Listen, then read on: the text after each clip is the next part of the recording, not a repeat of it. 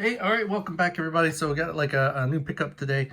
I just want to talk about real quick. So it's going to be a short video, and once again, it's another book off find that I managed to pick up for just actually it's this one was $2 picked up, but it's the Final Fantasy VII International version. So I guess what this is a when Final Fantasy was initially released in Japan, it took it a little while to actually come to get localized, and then that's a whole thing. Like apparently, there's just one guy trying to do the localization and do all the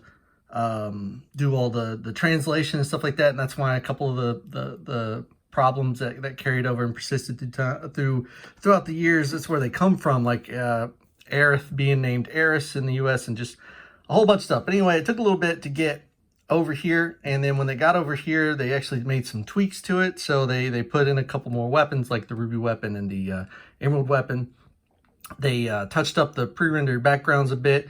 They added the triangles for the entrances and exits of different areas, and a couple of mini game stuff.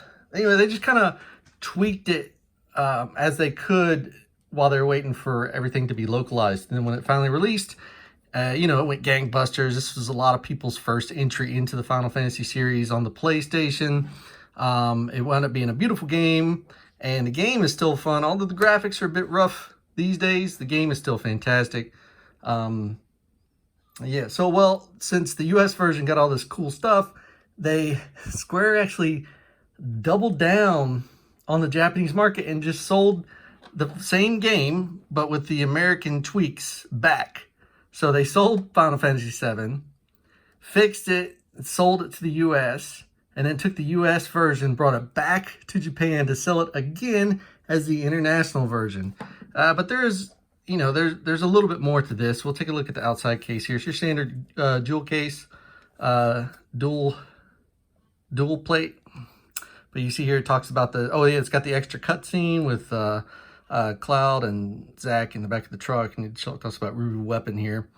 Yeah, it looks pretty good. The case is pretty cool. I like the whole meteor impact of the blue design. This specific case is a little bit rough, but not bad. These jewel cases don't hold up very well over time. But here we go. Here is the discs themselves. It's a 4-disc game for the international version, but it's got a really cool, I like the color, man. That's a really nice blue. Looking at the back here, it's very well kept.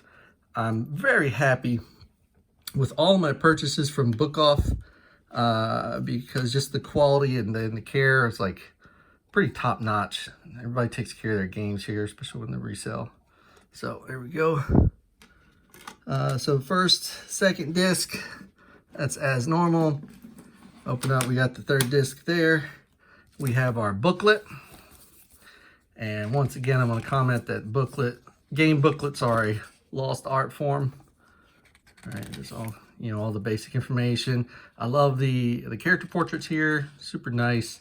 Giving you a brief rundown of the characters, a little bit of the story, and some of the HUD and battle dynamics. Some status elements. What we got here? Yeah, just more basic tutorials, what you get in the game anyway. Talk about a brief description of the materia system. Oh, apparently the materia system from the US version, or I guess the international version over here, is a little bit different from the Japanese version. They made it a little bit better. The big thing, the cool thing that comes with this, the game, the international release, is this disc, the perfect guide.